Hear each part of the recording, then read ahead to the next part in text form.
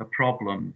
But if anybody does have any problem with that for any reason, just let me know and we can do something about that. I mean, we have a project webpage which is publicly available, and I would propose to make it available through that.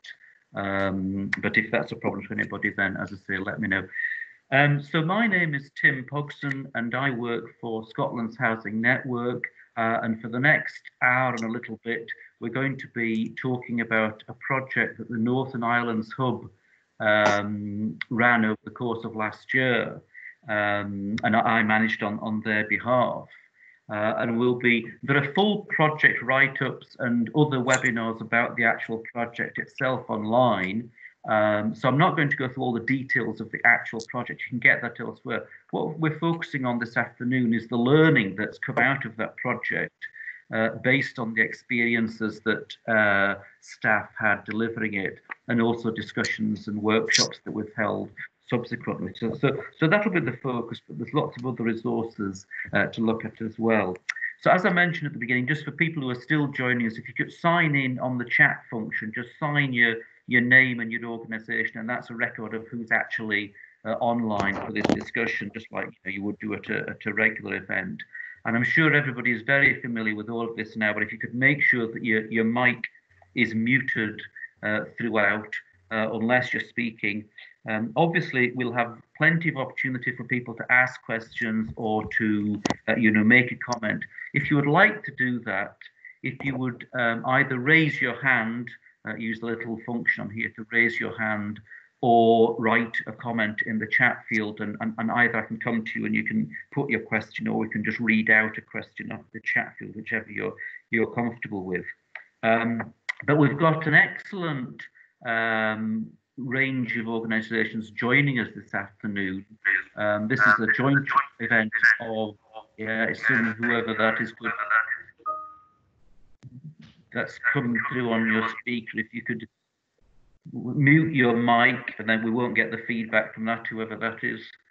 So it's a joint event of SFHA and the SHN and the Hub itself, Northern Islands Hub, and we've got an excellent range of organisations, both housing associations and local authorities, with us online this afternoon, and people who are involved in tenancy sustainment and homelessness services and housing advice. So lots of relevant organisations, relevant speakers joining us this afternoon. The format is, in a couple of minutes, I'm going to hand over to Jeremy Hewer of the SFHA Policy Lead, who's been working with us on publishing this guidance on the back of the project. And he's going to set the scene in terms of the role of housing associations in preventing homelessness and the sort of their strategic role in that. I'll then go through the learning that came out of the project briefly and talk about some of the lessons that we identified and want to pass on through our guidance. And then we'll hear from two of the practitioners who are involved in the project itself. We'll hear from Lorraine Graham. Now, her organisation is Comhairle and Eilean Siar, which is the local authority in Western Isles. And Lorraine will pronounce it correctly for us as soon as she speaks in a few minutes. Let's call it Western Isles Council from my point of view. And then we've got Brian as well, Brian Pearson, who's with us from Lochaber Housing Association. So those were two organisations that were involved in this, and they'll talk about their experiences directly. And then, as I say, we'll have time for questions and comments before we'll finally hear from Allan Jones, who's the Homelessness and Housing Options Manager at Aberdeenshire Council and also lead officer for the Northern Islands Hub. So we'll be online for a little bit more than an hour, hopefully, depending on how the questions go this afternoon. So I think with that, I think we're ready to go. So please, if you can mute your mic, and if you want to ask a question, raise your hand, and we'll come to you when we get to that part of the proceedings, or put a few comments in the chat function. And hopefully the technology will support us in sharing our presentations. But I am going to hand over now to Jeremy to kick off with the first presentation. This is Jeremy from the SFHA and a policy lead with SFHA. Hi, Tim. Thank you very much. Are you going to put up the presentation, or?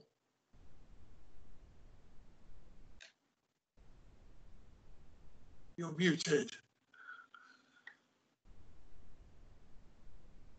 Okay, so the presentation should be coming up. Can you see that? Perfect. Thank you ever so much. Well, thank you very much for inviting me to talk at this meeting. And can I say how timely the production of this guidance has been? Because in the overall context of ending homelessness, this is pretty much at the top of the Scottish Government agenda. Back in a couple of years ago, they published the Ending Homelessness Action Plan.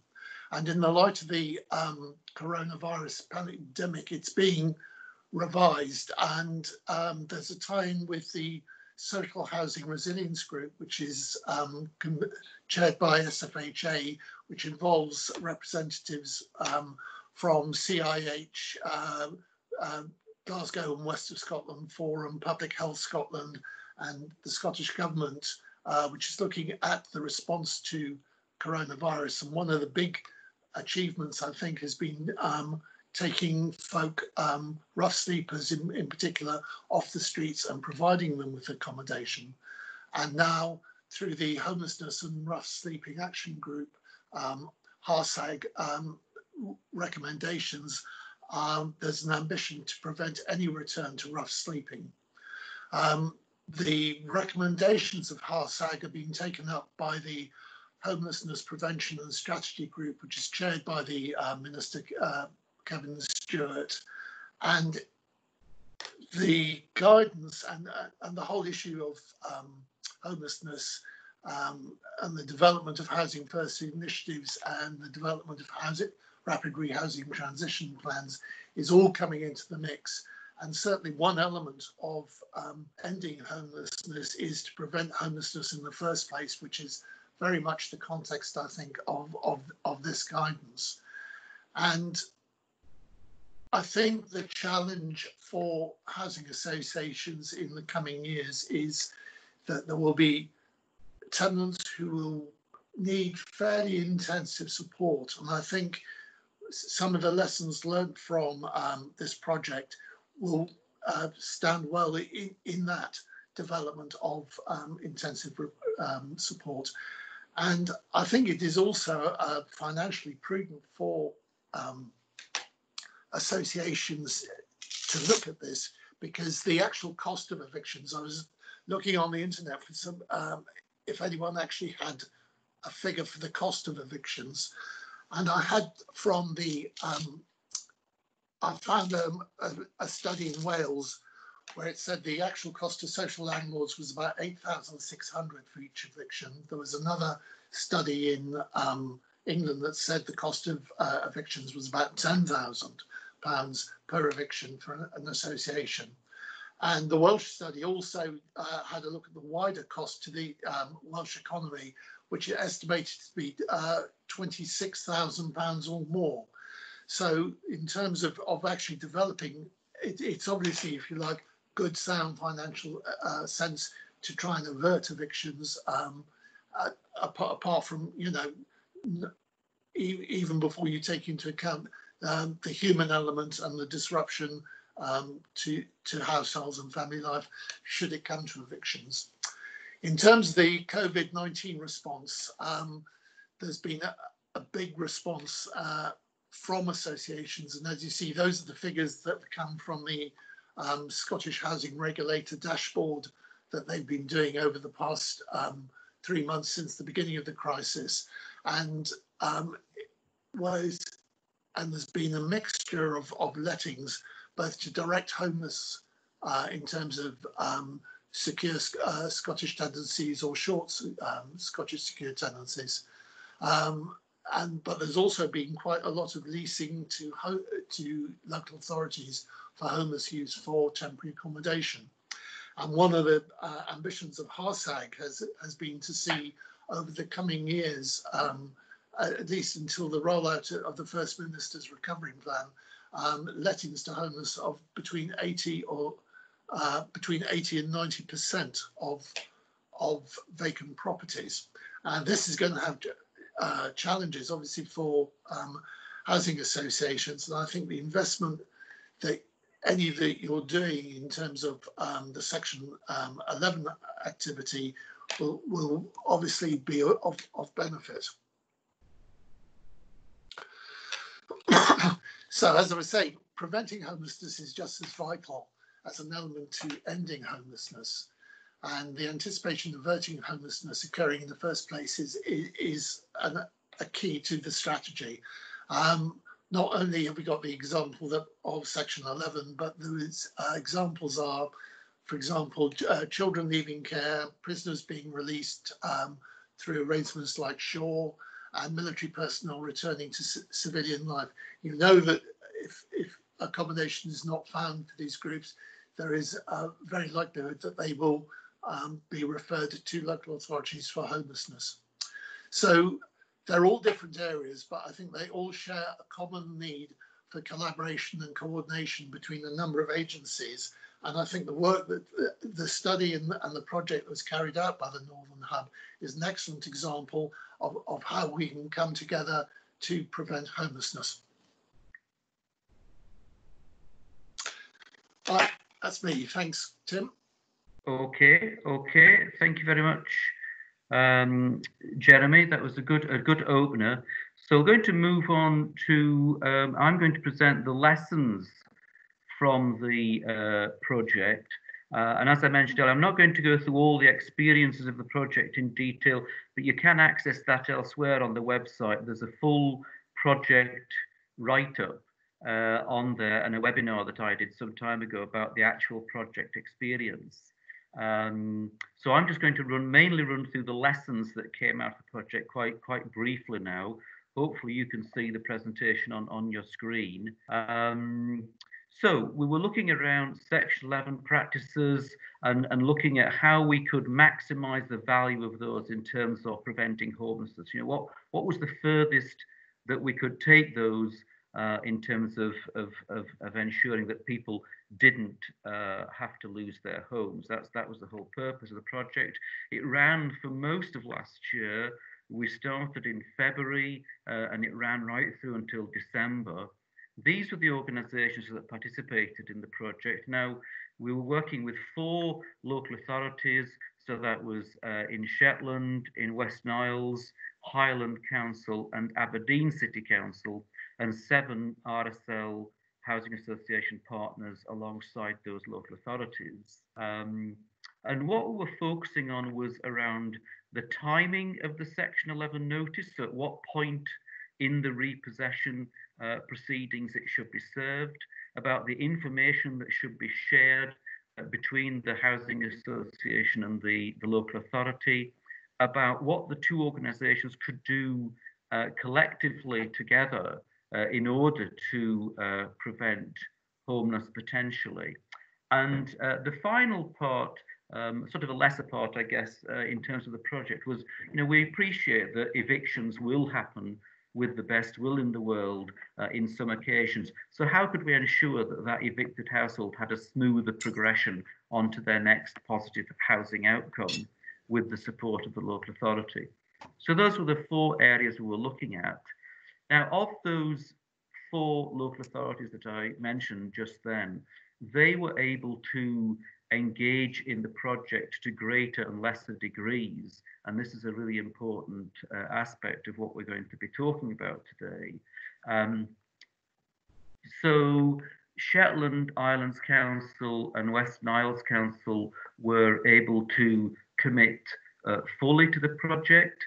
They were able to serve the notice much earlier in the repossession proceeding and sort of fulfilled the project practice fully. The Highland Council were working in a number of different teams. The team that worked with Lochaber Housing Association around Fort William area, they were able to sort of work more or less fully to the organisation. And Brian will talk about that later in a very interesting example there of how they approached it. In the north of Ireland, the areas in Inverness and north of there, they struggled a little bit with the timing of the serving and getting going into the project. Now, in Aberdeen, they never really got on top of the project. They struggled with it through resourcing issues, and after a short period of time, they left the project, which meant that their RSL partners, Langstone and Grampian, weren't really able to participate for obvious reasons. Now, at the time, we thought this is not good, but actually, as it's turned out, what we now have is a group is 4 or 5 different areas that were actually following different practices. So on this graph indicates the numbers of Section 11 notices that ended in eviction during the course of the project only, so only up to December. So that's not considering what's happened since. So as you can see on here, the organisation that performed least well was Langstone. Well, they were the organisation that couldn't really engage in the project because Aberdeen weren't able to support them in that. So it's hardly surprising. And you'll see that Hebridean Housing Partnership and Lochaber and Eilean had 0 evictions during this time. They were the ones that performed the best, and they were the ones that were able to implement the project principles the best as well. So overall, the Section 11s that ended in eviction were 4%, including Aberdeen, and if we take them out, it was down to 2%. And you can see the figure up in the top left saying that according to our data, SHN data, eviction is often the outcome in as many as a quarter of Section 11s. So just moving on, just look at one more slide of data. This just indicates again, this is the reduction in evictions by local authority area. So those local authorities that were able to engage in the project fully, Shetland Isles and Comhairle and Eilean Siar, they had 0 evictions during that time. They had, they went from having some in the previous year to having 0 evictions in 2019. Highland, where they were able to engage to some degree, they reduced their evictions by 1/3. So overall, Aberdeen, you'll notice their evictions went up. So overall, evictions were reduced by 31%, including Aberdeen. And if you take Aberdeen out of those figures, which you really should, evictions are reduced by 70%. Just a reminder to everybody to switch off your mic so we don't get any feedback. Whoever's just joined the conversation recently and has their mic on there, that's great. So I'm going to run through the lessons. This is the important bit of what came out of the project. And the first one is that it is beneficial to serve the Section 11 notice to the local authority earlier in the process. Serving the notice that when you're starting court action is too late.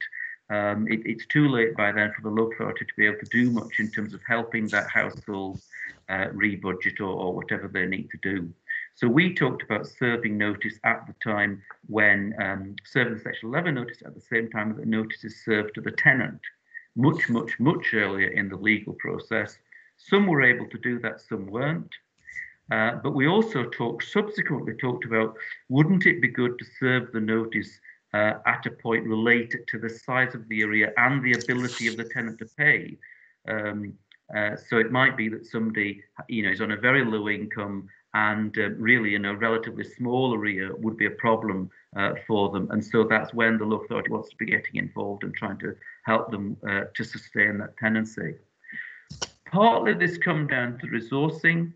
As I say, Aberdeen wasn't able to achieve these project requirements and they dropped out, and others made their own decisions as to what they could and couldn't do. But as Jeremy has explained about the cost of eviction, there's also the void costs and the loss of rental income to the housing association, and for the local authorities of the rehousing, support, temporary accommodation, and as Jeremy says, that's to say nothing of the trauma for the household involved. So you have to sort of weigh up the early intervention alongside the subsequent outcomes. Lesson 2, as we mentioned, was to share more information with the local authority and more useful information. So the information on the screen now is what you have to pass to the local authority by law. As you can see, it's extremely basic, just the contact details, really nothing more than that. this was the information that we agreed to pass between the housing association and the local authority. So hopefully a lot more information enabling the local authority to make contact with the tenant to support them. In particular on here, you'll notice the last one there is about, what is it the housing association wants to happen in order to be able to suspend possession. So what is it the local authority is trying to achieve with this household, in order to get them into a position of being able to sustain their tenancy. And the project participants developed a form to capture all this information, and that form is available on the website as part of the guidance and the reporting. Subsequently, the staff involved also said it would be useful to know the degree of engagement of the tenant, so whether the tenant is engaging or not with the housing association, any housing support that's being provided, and also letters that have gone between the housing association and the tenant, so that the local authority can see exactly what's going on and what the state of play is between the tenant and the landlord. Lesson 3 was to serve the Section 11 notice to a known named contact. Very often it seems to go to something like, housing options at highland.gov.uk or something very generic like that. Actually sending the notice to a known named contact and then being able to follow up with that individual and checking with the individual. And a very important aspect of all this was actually being able to deal with and talk with people in the local authority or vice versa in the housing association on a kind of personal terms, that it's you and Bessie at the housing association or the local authority who are working to sustain this tenancy, was much better than a thing just going to a kind of generic email address and left at that. What joint action should be taken? So maybe you could carry out a meeting with the tenant, an interview with the housing options team and the housing association involved, so that we can talk about the consequences should you not pay your rent or whatever it is, why repossession is being sought, and the local authority can explain the consequences if they do lose their home of stays in temporary accommodation, or what might be available in the area that's possible for them, to actually make sure that they've got a fuller understanding of their housing options. And so to think about actually working jointly on this, and joint letters too could be an option. Lesson 5, don't just send a standard letter. For the local authority, so we thought that the response sometimes was a letter about their rights and if they wish to pursue a homeless application and the rest of it. And the chances are that for the household that's in debt, with a pile of brown envelopes behind the door, sending another letter in another brown envelope probably isn't going to engage that family or that household. And it may, if that's the resource that's committed to Section 11 follow-up, then it may be better, or that may not actually be a good use of resource. There may be better, more targeted things you can do with the existing resource. Keep each other informed. So the local authority and the housing association, they're both continuing to try and sustain this tenancy and to work with the tenant. So keep each other informed as to what's happening, what's going on. As a very, very minimum, if the housing association can keep the local authority informed of court dates, that is certainly useful. If they're going to be appearing in court and may potentially be homeless, then that is useful. But even just as you are both taking actions to keep each other informed. Lesson 7, there are 9 lessons, so I'm nearly through here. Lesson 7 was about involving other agencies. The chances are, if a household is in debt, or it could be antisocial behaviour, such that they are looking at losing their home, the chances are there may be other agencies involved, or that maybe there should be other agencies involved. So when we're having discussions around evictions and what might come after that, and how the household can best be supported, there may be a strong argument for engaging other households, whether that's mental health or employability or whatever it is, all the agencies that could potentially be involved. And there might be an argument for taking a case conference approach to some of this, and for people, because if somebody does lose their home, that's clearly going to have major implications out with just the roof over the head if there are other agencies involved and trying to support that household. The next last lesson from all of this was to hold regular joint meetings between the local authority and the housing association. That may be to consider individual cases of eviction so that you can track those and consider what's been done and what might work with particular tenants, or it may be to look in more general terms at approaches to Section 11s. So whether that's twice yearly, if it's a kind of very generic strategic kind of meeting, or whether it's more frequent, it might be a quick weekly check-in if there are Section 11s ongoing. That's really obviously up to you to decide locally. But to maintain regular joint meetings, and I think that's where the importance of having personal relationships and knowing Bessie or Martin or whoever it is, rather than just a generic legal requirement going off to the local authority and leaving it at that. My last last lesson, really this is in relation to the experience of Aberdeen City. Aberdeen City didn't do anything wrong. Their commitment was to their statutory duties to support homeless families coming into their receptions every single day. The problem they had was they couldn't get enough resource out of that system in order to prevent homelessness, in order to bring it further upstream and to prevent homelessness. And that's where they struggled. But each one of those homeless applicants in that office today, there may have been a point where you could have intervened earlier and had a conversation or provided support earlier and prevented them ever getting to this crisis point that they're at now. But the problem for Aberdeen City or for any local authority and for housing associations is to bring that resource earlier in the process so that they're intervening when it's not a crisis, when more constructive things can be done. So that's probably the sort of critical lesson in all of this, and probably the most difficult one. But that's what we learned, particularly from the experience of Aberdeen in this project. So that's just the sort of distillation of the learning from the project. As I say, if people want to ask questions or make comments, as I say, if you just put your hand up or type a wee message in the chat function, and then when we get to it, we'll come to you and pick up those issues.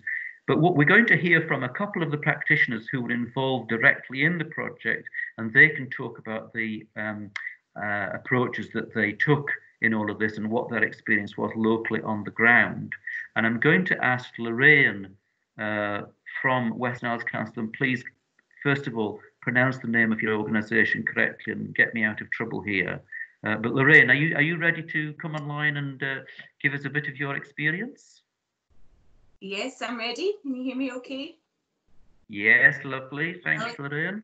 Thanks, Tim. I am enjoying listening to your Gaelic pronunciation. I'm not sure mine is very much better, but it should be something along the lines of, course, Eilean. But Western Isles Council is definitely a lot easier to say. So I'm just going to speak today. Sorry, I don't have a PowerPoint presentation. I thought I'd just share, and then I thought that was probably the wrong decision, because if you have a PowerPoint presentation, it means that you go a lot smaller on the screen and everyone's looking at your PowerPoint. So I didn't think that through very well. But just to share our experience of the whole process, I'll start by explaining that we are a stock transfer authority. And I always say that we are, I think of us as the unique amongst the unique, because we are the only authority in Scotland where we only have one RSL that we can partner with, and obviously we have no stock of our own. So we obviously have to work very closely with our RSL, Aberdeen Housing Partnership, or HHP. And initially when we transferred our stock, homeless staff went over with them and were situated in their offices. The Stornoway office covers Lewis and Harris, and then the office in Benbecula covers the Youths and Barra. So we had homeless staff in the offices working with HHP staff. And because of that, we had really close working relationships with them, really strong partnership working and excellent communication, because they were right there with us.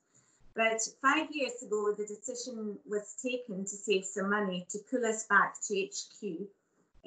So we were no longer based with them, we were based back in the council offices.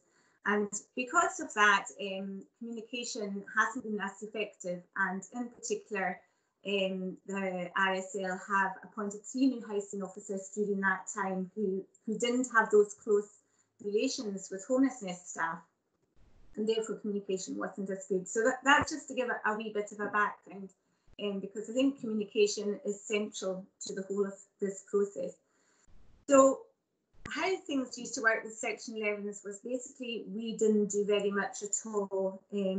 We received notification at the point of court action being raised, and then our response to that was to send a letter out to the tenant, offering assistance, giving a little bit of advice, giving them some phone numbers of who they should contact, and a leaflet about homelessness. And that was really the extent of our intervention.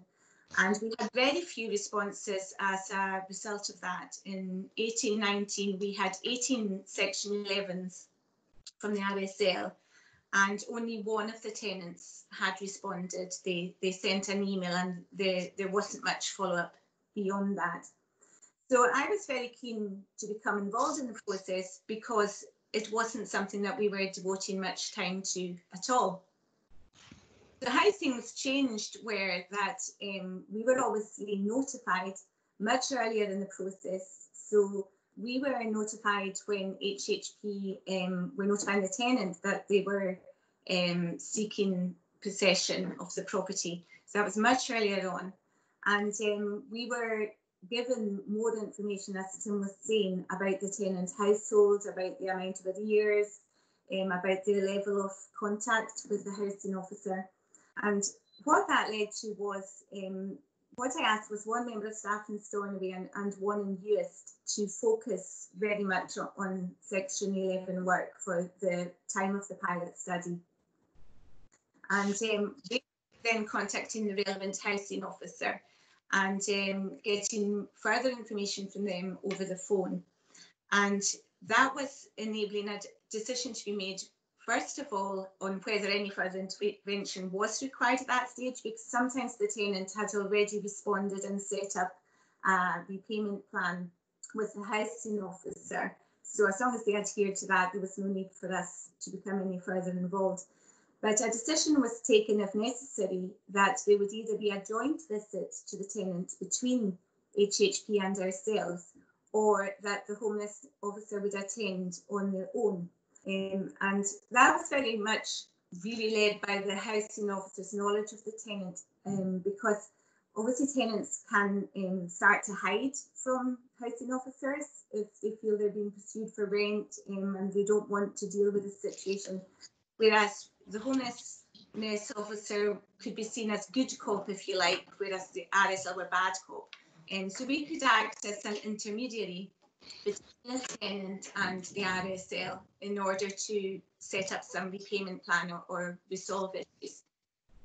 So the homelessness officer would then send a letter to the tenant advising when they were coming to visit, either on their own or with the housing officer, if that was deemed appropriate.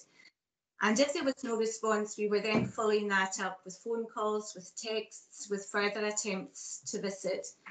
And I think in every situation, the homelessness officer was able to engage with the tenant and have good conversations with them. And that led usually, I think in all situations, to then be able to communicate with the housing officer and set up some sort of repayment plan or assist the tenant to seek further advice from CAB or some other relevant agency. So we felt that worked very well. I think in the study, Tim mentions that we cannot be sure, because it wasn't an extensive study, that these evictions, that evictions wouldn't have happened if we hadn't had the Section 11 process. But I know for certain that through partnership working, we definitely stopped one eviction over the course of the pilot study through direct intervention in that process. So that alone, as far as I'm concerned, whether we stopped 5 that we had the previous year or whether we stopped 1, even for that one household, then that was a real success. And it was a real success for us as a local authority and obviously for HHP and the tenant. When initially I was discussing this with staff, there was a little bit of a resistance of engaging so much in the Section 11 process, because staff were seeing this as, not all staff, but some staff were seeing this as the RSL's responsibility. And why were they doing their work for them? And that's what Tim was talking about there. It's that understanding that actually becoming involved earlier in the process and preventing the homelessness from happening is saving us a lot of work further down the road. So there had to be a bit of discussion with staff about that and understanding that and appreciating that this process was going to prevent further work for us rather than cause us more work at that moment in time. So I think staff are very much on board with the process now, and we felt it was very successful. I know HHP felt it was very successful. Unfortunately, HHP, the representative involved, is on holiday this week, so she wasn't able to participate. But for all involved, we felt it was a success and will intend to continue with the same procedures that we put in place. We had to put a wee bit of a hold on from the start of the year due to staff sicknesses because we're a very small team. And obviously there was the small matter of a worldwide pandemic, which meant that there were no Section 11 served for a wee while. So that was one bonus of lockdown. But now obviously we're starting to get them in again, and staff are back working on the process and intervening and communicating with tenants. And I think that's what's key for me. What came out of it is key, is that what we had when we were working out of the same office, is to have that strong partnership working and communication. And as long as we keep communicating, the local authority, the RSL, and with the tenants, those communications, if we keep that flowing and ensure that that's happening, then that's going to work in the best interests of us all and hopefully prevent that eviction from happening and as a result homelessness from happening. So I was really pleased to participate in this study. I think, as I said, it's had very successful outcomes for us as a local authority. And yes, happy to take any questions later on. Thank you. Thanks, Tim. Okay, thank you very much, Lorraine. That's excellent. Good to hear from your excellent practice with your colleagues at the Housing Partnership there over the course of the project. So that's the local authority perspective. So Lorraine is the head of homelessness or something similar to that at Western Isles Council. That's the kind of function role for Lorraine. So we're going to hear from an RSL perspective now. So Brian Pearson from Lochaber Housing Association. So he was working with colleagues in Highland Council in the sort of Fort William and Skye area to sustain tenancies there. So Brian, you have a presentation, don't you? Now, are you going to share your screen, or do you want me to do it from my end? No, Tim. Yeah, I'm going to just share it from my end here. So hopefully it'll work fine. I've had some connection issues. Great. I'm sure it'll be fine. Our experience and sort of practice was also very similar to what Lorraine has covered as well. And you know, I think a lot in this presentation will probably echo much, you know, with what Lorraine's saying. And when I finish it, I've also had a chat before doing this today with Lewis Hanna at Highland Council on strategically how it's going to be taken forward. So hopefully cover that near the end. So hopefully what I'm going to be looking at is really the early intervention side, which is what interested me with, you know, the project. But as the project went on, and certainly feedback at the end, you know, we covered a little bit on resources. Again, like what Lorraine had said, you know, the good communication, and I think the critical part, you know, is really the partnership working. So the overview, really, the process. Previously, our Section 11s, we would go to the board with permission to evict. At the point that we used to get permission to evict, we were already at court, and it was literally, at the end of the process, we were going to court. We were then, sending Section 11s to the council at that point. And through this project, we wanted to do it earlier, and we identified the early point should really be the notice of proceedings.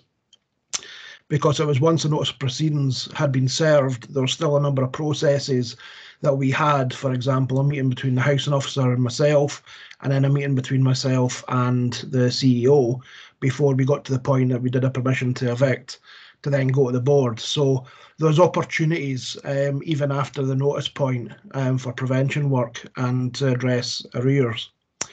And the other thing that interested me about the project was the emphasis on sharing more information with Eilean Council as well.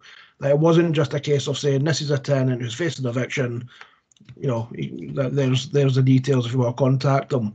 It was about more passing on, a little bit of the history, a little bit more of the understanding, of the case, and then, working together to try and identify, ideally how we could, resolve it.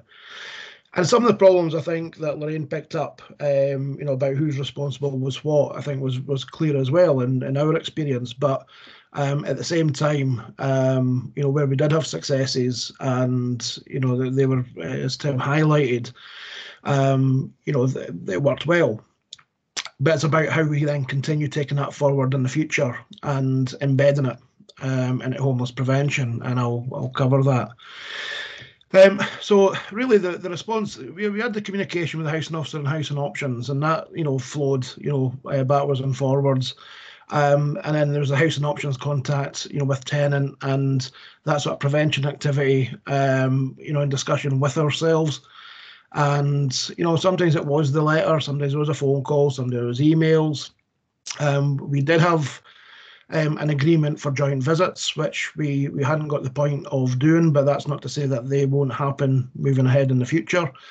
But they need to be specific, because obviously resources, are an issue. But if you've got somebody who is in a cycle of homelessness, who's been housed by ourselves, who's a statutory homeless case, who has been struggling, who's not engaging, there maybe is more an emphasis for those joint visits. But it's not something we'd be doing as a matter of course.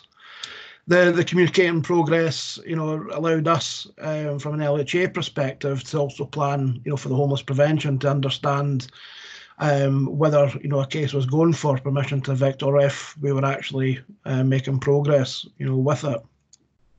And we actually did find that permission to evict, I think, reduced, and we've seen from Tim's in terms of the evictions, they did reduce, and we had 0 that particular year. In terms of the early intervention, like all of us, our RSLs or even local authority landlords, we're making the phone calls, we're making the home visits, we're doing the various arrear stages and letters, we're doing the pre-court requirements, we're giving out the guidance and assistance, we're making referrals to other agencies. We've included a tenancy sustainment role within our team, and that that role can come in at the early stage, at pre-allocations through risk assessment, can come in again doing the settling in visits. They're predominantly done by tenancy sustainment. So we have got that early intervention at the start, but we still find ourselves with tenants, that are requiring, a notice of proceedings even after those interventions. And that's the point. We're still willing to engage. Our policy emphasises that we still want to get a repayment arrangement or to prevent the eviction, but we need statutory assistance for the homeless prevention. And that's really at that stage, and that's where we feel as a partner in that process, because I think there's a cost to the failure, there's a cost to the local authority in terms of the homeless route, there's a cost to ourselves as landlord in terms of staff time, the void costs, the arrears and the legal costs. And there's also the impact on tenants' well-being in the wider community as well. And for us, doing more earlier to prevent the cost of failure really makes sense, both financially and socially. And this project has allowed us to look at that different way of practice and that different way of addressing it, and hopefully allowing us, to move forward. And I'd hinted a bit about on, resources, and, it's not a surprise the staff time and engagement is a key one, because housing officers, have other activities, housing options, so it's resource and staff time is, important that, staff time is available to be devoted to this extra steps that we're looking to do. As well as the links to existing services, and we're quite lucky that there is a move on project locally, and the person that does that is really good at engaging, and is a great help, both the local authority and ourselves. There also needs to be a willingness of people in the front line, in the process, and that I think is vital. And the update and the communication takes time and effort, but it's worth it, in the end, because when communication goes wrong, that's, when it's quite stark. When it works well, and you can see the engagement, then the successes are quite clear. But we also have to understand there's a balance of workload and competing demands, but also probably a need for financial support, I think, as well. And I mentioned this in a previous presentation elsewhere. Financial support both for local authorities, but also RSLs, to help drive, the extra effort. In terms of communication, the relevant and sort of detailed case information at the referral stage, I think, is probably critical and more important, but also timely responses from both ourselves and the local authority. And the updates on progress and contact with the tenant is extremely important. We did have a couple of cases where we found ourselves having to chase up information, but in the whole, the system worked, quite well. And you also think we have to have an agreement on the standards of communication that we're expected, and that's something moving forward that we want to work on, as well as an understanding that we won't always get it right, but we need to learn and adapt from what we do, and have review meetings, and also try joint training events. We did have a couple of joint training events, and it has been planned to have review meetings, but obviously with the COVID-19 restrictions, that's not happened yet, but it's certainly something that's planned. In terms of the partnership work and taking the project forward, and I had discussions with Lewis, because this is the important part, is we've got the guidance now there that SHN and SFHA have worked on. We've also got a lot of government, guidance and political will, coming forward on prevention and eradicating homelessness. And it makes sense that this project can be a part of, Highland Council's approach. And certainly, Highland Council and LHA are keen on closer working and embedding the section 11 guidance into homeless prevention in the Highlands. But also enhancing it through the Highland Housing Register partnership, and having an area of common policy and develop that a little bit further. So it leads to a sort of common Highland approach for homeless prevention involving RSL landlords and the council. And obviously, we're waiting on the Scottish Government's prevention duty on that. So that was a sort of quick run through, the project and how it's sort of driven, our viewing things and how, we'd like to take it forward. So again, like Lorraine, if there's any questions. Yeah, okay, that's great, Brian. So thanks very much for that. So we've got time now for any questions or comments at all on anything you've heard. So we heard Jeremy, first of all, they're talking about the kind of strategic role of housing associations and homeless prevention, and specifically the outcomes of this project, how that fits into the recovery from the pandemic, and protections being removed from evictions and what have you as we go forward. We've heard the personal experiences from Eilean from the perspective of a local authority that was engaging in this project, and also Brian from the housing association perspective. Is there anybody who wants to make a comment or ask a question of any of the speakers that we've heard so far this afternoon?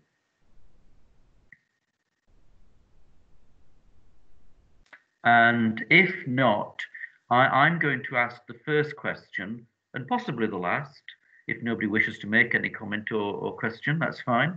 But just specifically, I'm thinking about the recovery out of the current pandemic and the pressures on our services that we might all be worrying about, and we're hoping that these protections on evictions might get extended. But how do you see some of the approaches that we've talked about in this project will maybe support your organisation out of the current crisis period? And does Lorraine want to go first on that, or one of our three speakers we've got there? I would hope that, certainly because the government have delayed the eviction process, it's giving us even more time to engage and work with the Housing Association and the tenant in order to prevent things from escalating. I would hope as well that because of what we've all just been through, that the tenant will be more willing to engage with us and work towards finding a solution, because maybe there's an appreciation that they're not alone in this, that lots of households are struggling with debt and unemployment and issues at the moment. So maybe they'll feel a little bit more confident about being willing to speak to us and work to try and prevent the eviction from happening. But yes, I don't know when the government are going to take a decision on whether or not to extend the process. I think it was up till September, was it, initially? The legislation was passed for us. So it would certainly be very helpful if it was extended, but we'll have to wait and see what decision they take. Okay. Do either of Brian or Jeremy want to comment on that? Jeremy? I was just going to say, HARSAG has recommended that there shouldn't be any evictions before April 2021. And I believe the Housing Minister is minded to support that. Now, the concern is, I think, whether you like it or not, I think housing associations are going to be challenged in terms of supporting people with perhaps quite complex needs. But if you're prepared to make that investment, which I think the Section 11 processes are an example of where you have, in terms of engaging and supporting tenants and perhaps avoiding evictions, will be to your benefit, because I think particularly with the emphasis on ending homelessness, you're perhaps going to have new tenants who are going to have needs. And if you're already equipped and trained up to meet that challenge, I think you'll be in a much stronger position, if you get my drift. Well, I'm going. Yes, thank you, Jeremy. I'm going to also just move on, because a couple of people are asking questions now, so I'll maybe put these to you as well. There's a couple of questions. One is around ASB. Now, in the project, as far as I'm aware, all of the eviction notices, the essential allowance that were served during the course of the project were in relation to arrears, as it happened.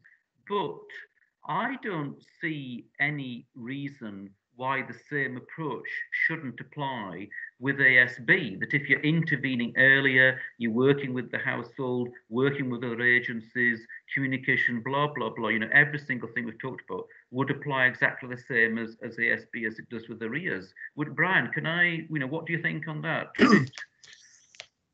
Yeah, I mean, I think if we were ever at a stage where we'd be looking at a notice of proceedings for antisocial behaviour, we would already have been involved in the local partnership anyways, and the issue would have been raised on the agenda, for certainly more than one occasion. There would probably have been an agreement, within the partnership to the action that would be taken. So that involves the council as well as the police, and there is other options to eviction as well. There's reducing it to triple ST as well as an option, and I know they relaxed the rules slightly to obtain eviction for antisocial behaviour, but there's still a lot of things that you have to take into consideration, and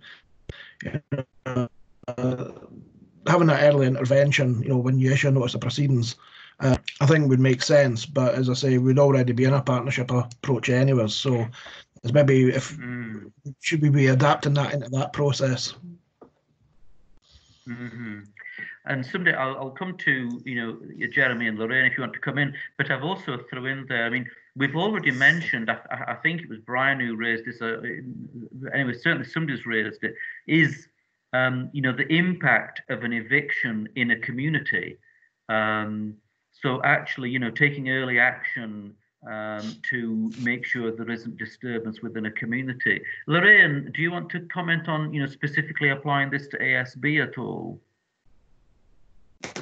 Yeah, we actually had one quite recently for antisocial behaviour, so that led to, I'm not sure how much partner agency working there was, including homelessness. I don't think there was any. It was down in the Southern Isles, but it led to us calling a multi-agency meeting, and on the back of that we will be meeting again soon. It's an individual with multiple and complex needs who requires a lot of support. So the outcome may well be that that individual moves to supported accommodation rather than remains within the tenancy, because the impact on the community is pretty massive. But yes, we'll continue to pursue that. So it's the same principles: early engagement, partnership working, communication, and hopefully it will lead to the best outcome for everybody, including the tenant. And I will come to Jeremy if he wants to, but that was one of the points that I made, was another aspect of this is making sure that household, however they've come to lose their home, the local authority has a duty to support that household towards their next positive outcome, whatever that might be for them, and including support. Now, if that household turns up on a Friday tea time at 5 o'clock with granny in a wheelchair and baby in the pram needing temporary accommodation, that is not, that is not helpful. It is more helpful if the local authority has, weeks, days, weeks, months, as much notice as possible of all the support needs and everything else. So when you mentioned about your household there moving into supported accommodation, maybe that was the best outcome for that household, but you were able to manage it between years with your housing association partner in a kind of relatively, positive transition. Jeremy, we're talking about ASB and applications of this. Is there anything you want to come in on? Yeah, I think Brian had hit the nail on the head when he was talking about there's already a lot of community involvement. I mean, I think perhaps the only lesson in terms of ASB from this exercise is, the early intervention and perhaps finding a resolution. But I think the concern that you would have with the ASBs is, whereas arrears, if you like, are a matter of contention between the tenant and the landlord, ASBs, it's got wider implications for the neighbours of that tenant who may be being victimised. And as a landlord, you've got to consider their needs and their safety as well. So perhaps you may not be able to use all the methods that you would use on the Section 11 process, but certainly, if you like, the discipline of trying to find positive solutions and outcomes and taking that approach is something that can be applied across the board. Okay, thanks, Jeremy. There's another comment has come in here on the chat function thing. If other people want to make comments and ask questions or whatever, just pop them into the chat function if you'd rather do that than speaking yourself, which you're welcome to. But we were working here with housing association landlords in order to prevent homelessness. But of course, the same would apply wherever people were being made homeless from, whether it be a private tenancy or even their own home that they own. And I always wanted to try this exact same project with private landlords, but we haven't quite haven't found a place to do that just yet. But I think again, I think the same principles would apply, that private landlord does not want to lose a tenant. You know, they do not want to avoid and so forth. They want to sustain. They want a good tenant, and particularly at the present time, you know, private landlords may well be struggling a little. Now, I know that the private sector in West Niles is you know, a bit different to elsewhere, Lorraine. Well, you can tell us. I think it's quite small and, you know, it's limited in its scope. But would the same principles apply working with private landlords, do you think? Yes, we don't have any large-scale private landlords at all. Most of our landlords just they've inherited a family home and are renting it out privately. And we get very few Section 11s from our private landlords, despite them all being written to explaining their duties under legislation. We only get 1 or 2 Section 11s from private landlords a year. So that's really our issue here, is that we're not being told until the individual comes in with a notice to quit. That's the first awareness we have of the situation. So I'm not sure how well it would work here, simply because we're not receiving Section 11s anyway. But I think that the principles would apply. Brian, you are actually, I'm going to out you now, you are actually a poacher and a gamekeeper, because before you were at Lochaber, you worked in homelessness with the local authority. So, yeah. you know, do you think these approaches would apply with private landlords? Yeah, and even going further back, I did housing rights as well at West Lothian, so I experienced, you know, tenants in the private sector that were having difficulties. I think yes, but I think it's about getting the private landlords to engage as well, and it's maybe about a different mindset, not for all private landlords, but, you know, for some, because obviously there's a willingness on RSLs, the social landlords, to participate in homeless prevention, because, you know, it not only just applicable, but it makes sense. But we also need to think private landlords to, you know, I suppose, you know, accept it makes good business sense to not be evicting tenants and have, you know, sustainable tenancies.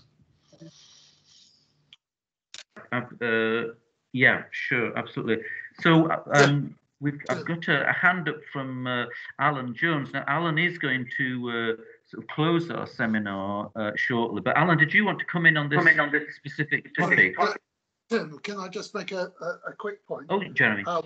One of the things about the COVID legislation was that the sheriffs were no longer mandated to grant repossession for private rented sector tenants for arrears without showing reasonable cause. And I think that will be quite interesting. That the thing is, I'm not sure how it's been tested, because I get the impression that there haven't been any sheriff's courts sitting since the COVID emergency, so they can't actually grant repossession orders. But the fact of the introduction of pre-action requirements and the reasonableness test for private sector landlords might be quite interesting to see what the upshot is of that. Yeah, okay, thanks, Jeremy. So, so Allan Jones is going to speak at the end of our session today. But did you want to come in on this topic, Allan? Yeah, thanks, Tim. I was just going to highlight that we are doing a project with Crisis about private sector landlords and the use of the private sector. And we're doing that jointly with Angus. I know it was Lindsay actually from Angus asked that question. So I just wondered if it's something which we should be putting into that project as well, to have a look to see, well, does this fit into the private sector? I think if it's probably there's a role for authorities there to kind of be a bit more upfront and say, well, actually, if you've got a problem with your tenant, come and speak to us. Come and speak to us at an early stage. It doesn't have to follow a formal Section 11 route, but come and speak to us. We have got support available, and we'll do what we can to try and sustain that tenancy. So I think that's where it might work perhaps. But we'll certainly see if we can pull it into the crisis stuff that we're doing, and we'll take that point forward. Yeah, great. So that's a project that you're engaged in just now with Crisis, as you say. Are there any other questions or points, if anybody wants to just pop their hand up, or anything else that anybody wants to touch on, or we've not anything that I've overlooked in the last hour or so? I mean, I am going to hand over to Allan. Now, Allan is the lead officer for the Northern Islands Hub, and is also, as you can see, works for Aberdeenshire Council and is the head of Housing Options Homelessness at Aberdeenshire there. And Allan was going to speak about the commitment of local authorities to homeless prevention and working in partnership on these issues. Just as I'm waiting, I'll hand over to Allan in a second. I mean, I would say in terms of, there's a lot in the project, and even those organisations that engaged in the project did so to different degrees to suit their circumstances, suit their geography, suit their resourcing availability. Some organisations were able to pick up on every aspect of the guidance as it is and apply it, and others didn't. I don't know whether Brian mentioned this, but a very, very interesting, I think, application in Brian's situation at Lochaber was that they determined that they would contact the local authority, serve the Section 11 to local authority at the time of serving the notice to the tenant with their tenants who had come through the homelessness route, i.e. tenants who may be in need of additional support. But for their mainstream tenants, they would maintain the sort of statutory arrangement of serving Section 11 at the time of starting court action. So they, took a decision to apply the resources where they felt it was best used. So anyway, the point I'm trying to make to everybody who's joining us on this conversation is that, don't feel that unless you can apply all the approaches we've talked about wholesale, it's not going to work. You might want to take aspects of it, and you might want to work with certain groups of tenants and sort of, risk assess your tenants and your stock and apply appropriately. But anyway, I'm just wanted to make those comments. I don't see any other questions coming up from the audience, Allan. So I'll hand over to you just to talk about from the Hub lead point of view, and just to close our session this afternoon, if you would. Thanks, Tim. As we've been hearing today, the best way of resolving homelessness is to prevent it happening in the first place. And the best way to do this is to work in partnership, share knowledge, ideas, resources like we're doing today.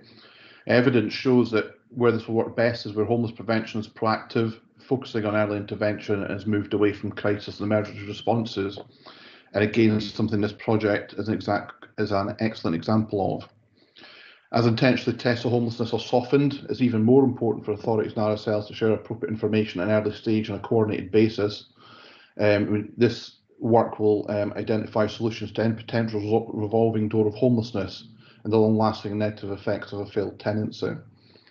As Jeremy mentioned, we've recently seen the release of HARSAG 2 guidance, or I think Revenge of HARSAG, as I like to call it. And this again very much talks about the upscaling and prevention activities. If we can prevent homelessness in the first place by working together, this offsets the cost of homelessness, something Jeremy has already told you the real cost of. And the cost can vary significantly depending on the family composition and needs. As a team in Aberdeenshire, we often reflect back about a case we had in the north of Aberdeenshire when we started looking much more at homelessness prevention. And if that family had become homeless because of their composition and their needs, it would have been a 6-figure sum to have rehoused them somewhere else, whereas their arrear was in a low 4-figure sum. So it was madness not to try and do something to keep those people in that tenancy, which is what was achieved in the end, and the tenancy continues to this day. I also want to pick up on something that was mentioned earlier as well around suggestion about HARSAG 2 and 80% to 90% of allocations going to homeless people. There's no way our stock meets 80 or 90% of homeless applicants, and it's important to remember this is not something the Scottish Government have control over. You all have your own boards of members and tenants to report to and agree this with. And we're really lucky in Aberdeenshire to have a really good relationship with our RSLs. We try and avoid the use of Section 5s and rather work in partnership to set our own quotas and agreements. And we don't really intend to change any of that. If we can do that at the start of tenancies, I'm sure we can work together when the tenancy gets into difficulties to make sure that we try and sustain it. And just to go on to say a little bit what we're doing in Aberdeenshire, because also we weren't part of this project. We have used the guidance now ourselves to start discussion with our RSL partners at a very, very early stage of our years to see what we can provide. We're trialling to see if contacting an RSL tenant who has much lower arrears, and this contact's from a homeless officer, if this gets a better or different reaction. We've already done this within our own service at rent arrears levels well below serving of notices, and it's making a real difference. And it kind of touches, I think, a bit on what Lorraine was speaking about, the good cop, bad cop approach. It's probably a wee bit different the way we're doing it, because we're probably being even worse cop. But by saying at an early stage there's a risk of homelessness if things don't change, it is getting a reaction. I think ultimately we're not doing that to scare people, we're doing it to try and keep people in their homes, and that's ultimately what we're here to achieve. We'll all have our own ways to tweak things for it to work in our areas, and I hope that what you heard today you can use, or use it as an excuse to go and speak to your local authority or RSL partners to get something similar working in your area. Just to finish off on behalf of the Hub, I'd like to thank all the participants in the scheme who worked really hard to make it work. I'm also aware that events like this don't just happen without a lot of work, so big thanks to Tim for pulling it all together as usual, and thank you to everyone for taking part. And I could just pass back over to Tim to finish off. Yes, thank you very much, Alan. That's great. So I just want to remind people that on the web page, which there was a link to that in the email you had about the information today, there's all the resources, the guidance, and importantly on there, we have reproduced the information form that the project participants developed to share that information. We've put together a protocol for RSLs and local authorities to sign up to around information sharing, and there's also a checklist for a local authority or a housing association. So they're the appendices in the guidance, so have a look at all of that. So I'm going to close now. If anybody wants to carry this on or get further information, if you want to contact me and I can pass you to our speakers, I'd just like to add to Alan the thanks for Brian, Lorraine and Jeremy giving up their time, as well as Alan himself, to join us this afternoon. Thank you to everybody who has joined. It's a shame that we can't just all get together in one room, isn't it, and have this chat face to face. But I think we're used to these things now, and we've managed okay. So I'll put the recording of this webinar up online so that other people can see this. Nobody's objecting to that, so thank you for that. And we'll keep in touch, and any help at all we can provide to you, just get in touch, and be happy to follow up on that. But thanks very much to everybody for joining this afternoon, and we'll catch up soon. Okay, thanks for now.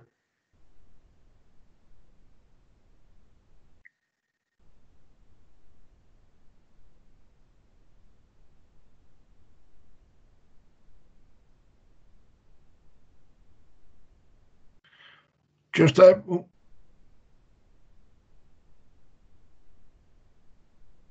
See you again.